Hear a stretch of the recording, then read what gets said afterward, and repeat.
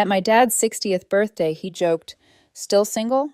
Maybe one day you'll be someone's second choice." My stepmom cackled, like they're drunk enough, so I stood up, toasted him, and handed over the deed to their house.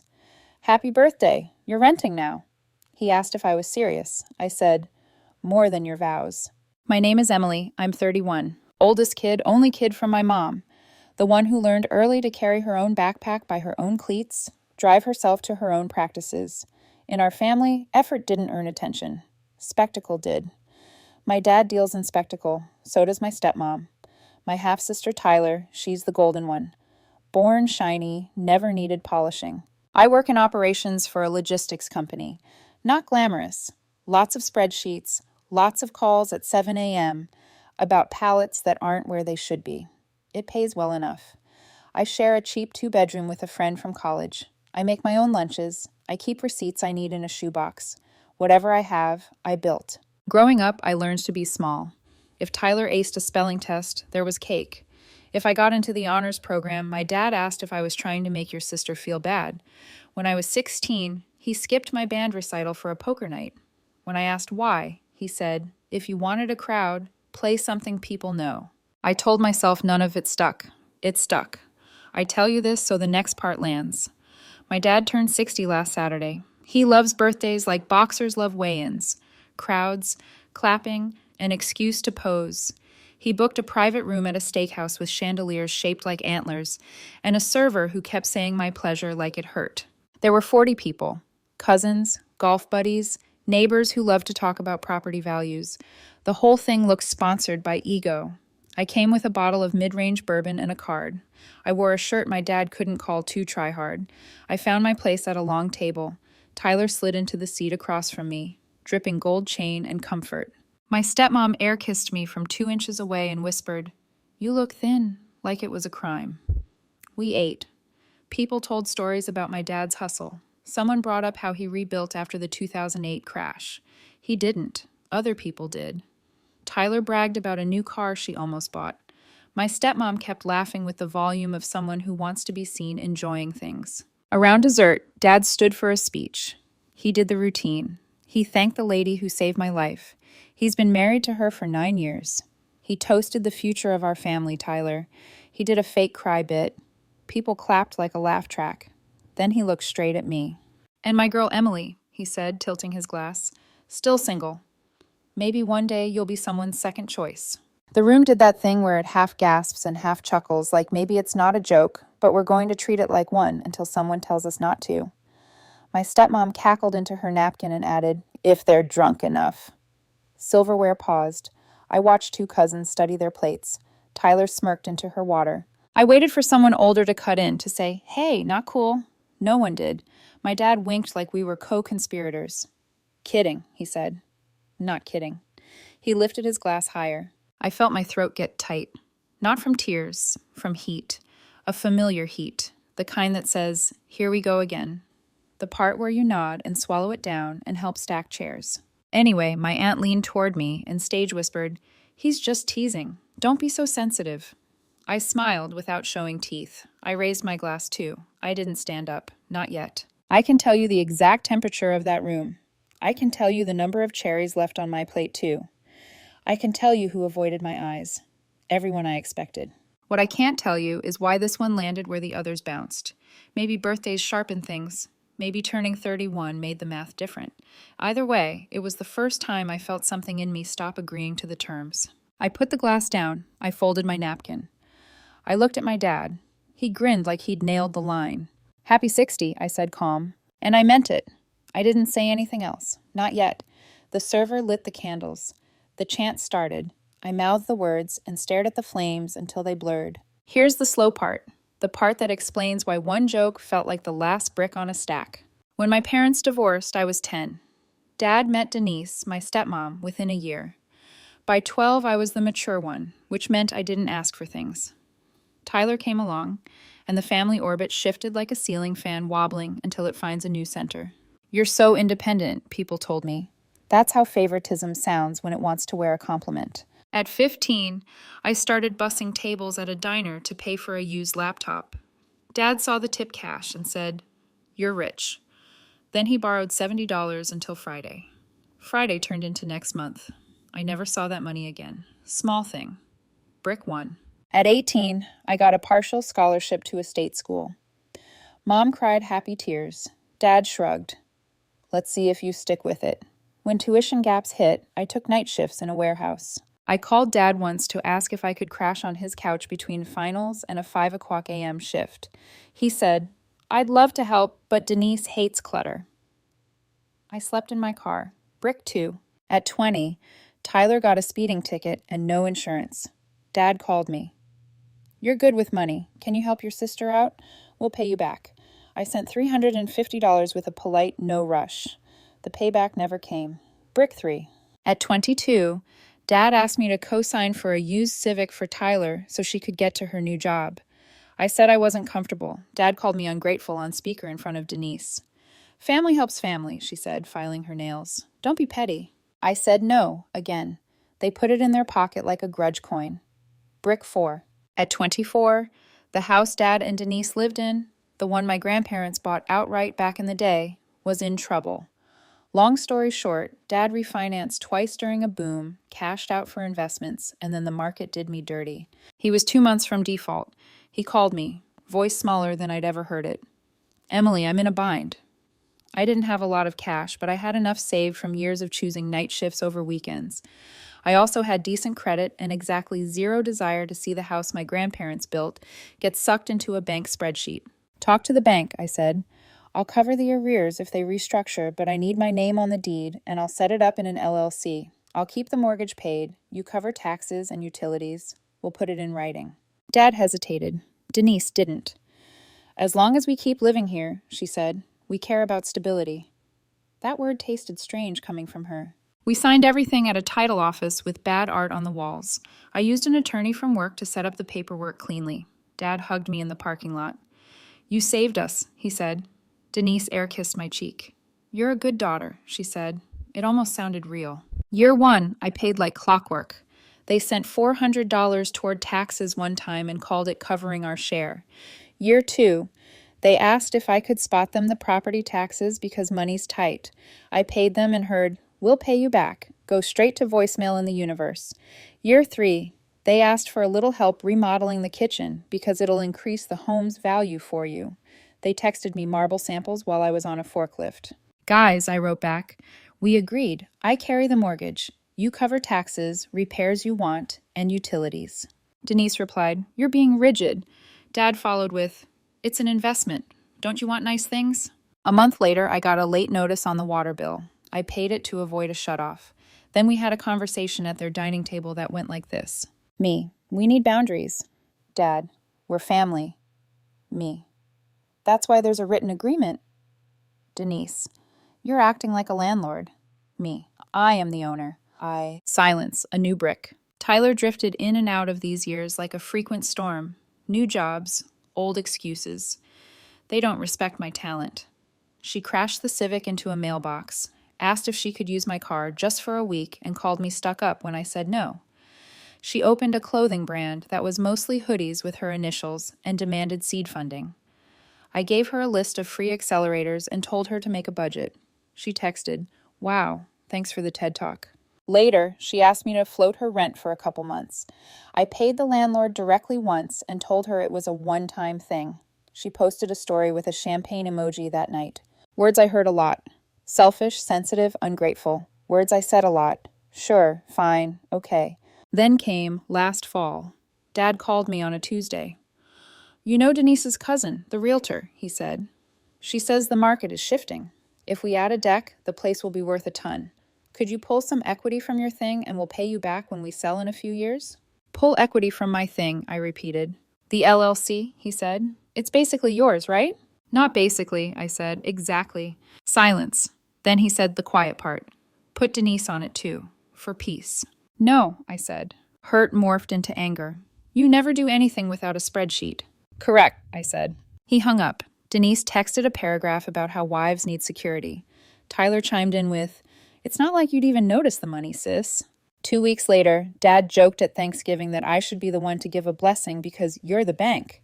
People laughed. My cousin asked if I charged interest at Christmas. In January, I sent a simple email with bullet points. I will continue covering the mortgage on time. You are responsible for taxes and utilities. If a bill is late, I'll pay it and add it to a ledger.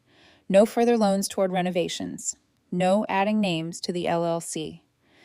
If taxes go unpaid twice in a year, I will convert our arrangement into a lease. I attached the original agreement. I used simple words. My attorney said, "Good. Create a paper trail." Dad called me cruel. Denise said I was punishing a woman for wanting stability. Tyler texted me a middle finger emoji. I saved all of it. Then spring came with 2 missed tax payments. I paid them. I updated the ledger. I sent another email. Denise replied with a selfie from a spa and the words, "You're impossible, Emily." Which brings us back to the steakhouse. Don't get me wrong. I didn't sit there plotting some dramatic reveal. I was trying not to ruin a party. I wanted to make it to cake without becoming the story. But all the little years are heavy, and sometimes one sentence is enough weight to set them down. Candles out, people clapped. The server whisked away plates. My dad sat, grin fixed, cheeks a little too red. He loved the sound of himself in the room. He'd love the sound of me leaving quietly even more. That thought bothered me more than the joke. I stood, a few heads turned. My stepmom's mouth formed an O, ready for performance. I held up my glass. "To my dad," I said. 60 years. That's no small number. You taught me how to change a tire, how to talk to a customer when they're mad, and how to ask for help even when it hurts. I let that hang a second. You taught me other things too, but we'll save those for therapy. Nervous laughs. My aunt's eyebrows moved like birds. "I don't do speeches," I said, "so I'll keep this tight. I brought you something. It's not wrapped cute. There's no bow." I reached into my jacket and pulled out a thin manila folder. My dad tried to chuckle. "Is it a job application for Emily's future husband?" he said. Someone tittered, like they'd get points for backing the boss. I set the folder on the table in front of him. "It's paperwork," I said. "My favorite." Denise leaned over it. "What is it?" she asked, already annoyed. "First page," I said. "Statement from the county confirming the property taxes are current. You're welcome." Her smile twitched. "Second page," I said. "A ledger. It shows the past 3 years. Mortgage, me. Water and electric, me when you forgot. Taxes, me when you needed a little help. Total, $41,327. Not a bill, just numbers." My dad's face did a thing I'd seen before when a joke met a wall. "Okay," he said slowly. "Not exactly birthday material." "Third page," I went on. "Correspondence I sent in January. Terms we agreed on originally. The part about converting the arrangement into a lease if the taxes kept getting missed." He flipped the page, hands a little less steady. "Fourth page," I said. "Assigned to lease effective next month. Market rate. Managed by a property company, so you don't have to deal with my spreadsheets. They'll email you tomorrow with the portal." The room went very quiet. Someone's fork clinked against a plate and froze there. My stepmom's voice found itself first. "You can't be serious." I looked at my dad. He asked if I was serious. I said, "More than your vows." There were gasps. It wasn't my cleanest line, it was honest. Dad pushed his chair back. It scraped the floor like a shout. "You would do this to your own father," he said, volume rising. "After everything I've done for you, you're renting now," I said softly. "Happy birthday." He slapped the folder with the back of his hand like that would send it away. "You're ungrateful." "Don't," I said. My voice surprised me.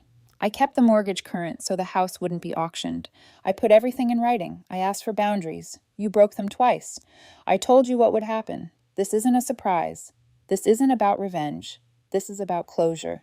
Denise stood so fast her chair toppled. "You cannot evict us," she hissed. "We are family." "No one said eviction," I said. "Pay rent on the first like everyone else. Taxes and utilities are covered by the property company and included. No more ledgers, no more weird texts, clean lines." She laughed in disbelief. "And if we refuse?" "Then the lease defaults," I said. "And the process follows. It's in the packet." Tyler finally joined like she'd been waiting for her cue. "Dude," she said, jabbing a finger across the table. "You've always been like this, acting superior, counting everything." "I count because someone has to," I said. My dad's eyes were wet now, the performative kind he could summon. "How dare you embarrass me in front of my friends?" "Dad," I said, "you embarrassed me in front of them 5 minutes ago." He gestured wildly at the room. "It was a joke." So was, "We'll pay you back," I said. I learned to hear the punchline. A cousin stood like she might intervene, then sat. My aunt whispered, "Maybe step outside," to no one in particular. I took a breath. The part I'd rehearsed with my therapist came next. "I'm not staying to argue," I said. "This is not a debate. I'll answer questions tomorrow when the property manager emails you. Tonight is your party. Eat your cake." He stared at the lease like it was written in a language he refused to learn. "You can't do this," he said again, a smaller voice finally showing under the showman. "I already did," I said. I set my glass down. I looked at the 2 cherries. I left them there. As I turned to go, my dad's friend, one of those men who wears golf shirts like armor, touched my elbow. "Sweetheart," he murmured, fatherly. "Are you sure you want to torch this bridge?" I met his eyes. "I didn't bring the matches," I said. "I brought a map." I walked out into air that smelled like rain. For a second, the door's heavy hush muffled the room. When it swung shut, the sound of everyone talking at once broke like a wave behind me. At 7:13 a.m. the next morning, my phone lit up with a missed call from Dad. By 7:19, there were 5. By noon, 19 missed calls, 8 voicemails, 12 texts. The messages formed a neat timeline of family tactics. Voicemail 1. "Daughter, we need to talk. You went too far." Text from Denise, "You humiliated me." Voicemail 2. "Your grandmother would be disgusted. She would not. She was the one who taught me to keep receipts." Text from Tyler, "You are sick." Voicemail 3. "Okay, look, maybe we got behind. We'll make it up next month." Email from the property company landed at 12:06 with the subject, "Welcome to your resident portal." It outlined the rent, fair, the due date, the first, the deposit, standard. The late fee policy, also standard. It had a line that said, "Please direct all maintenance requests through this portal." At 12:14, Denise texted, "I will not be treated like a tenant in my own home." At 12:20, Dad left voicemail 4. "I spoke to a lawyer friend. Family law says..." He trailed off. There is no family law that undoes signed real estate documents because someone is mad at 60. At 12:23, Tyler texted, "Can you at least lend me $2K until this blows over?" I put my phone on Do Not Disturb and went for a long, ugly jog that turned into a walk where I counted fire hydrants to quiet my brain. When I got home, I wiped my shoes on the mat and made a sandwich. It tasted like quiet. Day 2, the group chat lit up. "Aunt, maybe you could have a sit down and apologize for the tone." Cousin Wren, "She's not crazy if you think about it." Uncle, the one who refers to himself as a straight shooter, "Men provide. Are you a woman or what?" I removed myself from the thread. Aunt texted separately, "You didn't have to make a scene." I replied, "I chose boundaries in public because I tried them in private and they bounced." She read it and sent back a heart because she didn't have a better sticker. Day 3. Dad showed up at my apartment unannounced. My roommate texted from the buzzer, "There's a man here who looks like he thinks he's in a movie." I went down. Dad started talking before the door finished opening. "We can work this out," he said. "You don't have to go nuclear." I didn't, I said. "I sent emails in January. I used words like convert to a lease, and you replied with spa selfies." He worked his jaw. "We're family." "That's why I didn't sell it," I said. "That's why I used a lease instead of a lockout." He looked genuinely confused. "You'd sell my house." "It's not your house," I said, not unkind. "It hasn't been for years." He looked older then, 60, settling into his shoulders. "Your mother left me," he said, producing an unrelated wound like a witness. "I didn't leave," I said. "I just stopped paying for you to pretend." He stared at the ground. "I can't afford market rent," he said, quieter. "Then downsize," I said, "or budget, or ask your golden child to cut a check." He flinched. We stood there with the hum of the street filling the space. "I'm not trying to hurt you," I said. "I'm trying to stop letting your choices write checks against my life." He glanced up. "So you're not moving back in to help." It was almost funny. "No," I said. He put a hand on the glass like a movie dad in a movie rain scene. "You're not who I thought you were," he said. "I am exactly who I am," I said. "You just can't spend it anymore." The property company did what property companies do. They sent reminders. They offered an online payment plan if needed. Denise wrote an email to their general inbox that started as a woman and ended with, "I expect courtesy." The rep replied with a link to the lease and the line, "We enforce the terms equally for all residents." I printed that email and slid it into the shoebox with my receipts because it felt like a small miracle. Tyler posted a story. Some people betray blood for money. I didn't watch it. Someone screenshotted it for me anyway. A week later, Dad texted me a photo of the lease with a shaky signature at the bottom. Denise signed with a flourish that looked like a threat. The deposit cleared. The first rent payment hit. The world did not end. They were not homeless. They were tenants. It turns out being treated like everyone else isn't a tragedy. It's just an adjustment. My phone still buzzed. Some days I ignored it. Some days I answered. "Do you feel good about this?" Dad asked once, flat. "No," I said. "I feel clean." "What does that mean?" "It means my stomach doesn't hurt when your name pops up." That afternoon, I took a long shower and washed my hair twice and let the water run an extra minute because for the first time in a long time, I wanted the quiet more than I wanted to hurry back to fix something. Here's what I know now. I can love people and still lock the door. I can be generous and still keep a ledger. I can remember my grandparents' porch light without letting it become a lighthouse. I steer every paycheck toward forever. I didn't ruin my dad's birthday. I ended a pattern on a day he picked to stand in a room and say things out loud. He wanted an audience. He got one. So did I. Since the party, the world got slower in the good ways. I make coffee at home and sit by the window instead of gulping it on the way out the door. I read paperbacks on the bus again. I go to therapy on Tuesdays and say sentences I was scared to say before, like, I don't have to explain my boundaries to people who plan to violate them. I'm not a hero. I am a woman with a folder and a spine I found under a pile of Be Nice. I answer some of my dad's calls when I have the bandwidth. He tells me about his knees. I ask if he's paying on time.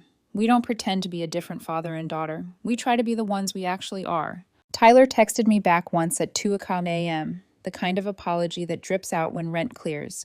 I wrote back the next afternoon, "Hope you're building something you can afford." No emoji, no lecture, just a line that wasn't a bridge or a wall, more like a fence with a gate I can control. The house is fine. The roof needed a patch. They filed a maintenance request like human beings. A contractor fixed it. Denise sent a single-word email. "Thanks." I printed that too, not for evidence, just because it felt like a weather report. Still petty. Chance of okay. If you're reading this and you're the Emily of your family, the quiet mule, the reliable background, here's my plain advice. Keep receipts. Get things in writing. Stop loaning money to stories. Don't do big reveals unless you already tried small conversations and they bounced. And if you do make a boundary in a room full of people, keep your voice low. It won't make them less mad, but it'll make you less shaky. On my dad's voicemail, there are still messages I haven't listened to. One day I will. One day I won't feel like I'm bracing before I hit play. In the meantime, I'm busy. I'm learning to marinate chicken the night before. I'm running without counting hydrants. I'm letting myself want things that don't have a receipt. He asked if I was serious. I was. I still am. No revenge, just closure and a lease that starts on the 1st.